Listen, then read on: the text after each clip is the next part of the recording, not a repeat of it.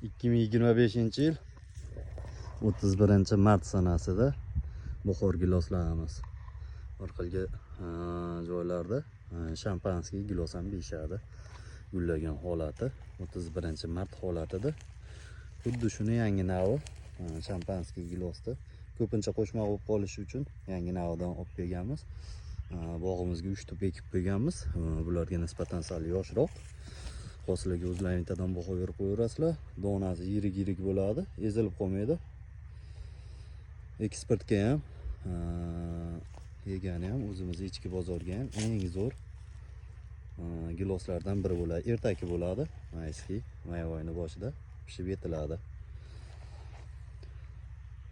Buni ko'chatlardan xudo xolasa ko'paytirib qo'yganmiz. Bemalol aloqaga chiqaverasizlar. Telefon raqamlarimiz 90 kodi bilan 833 9868.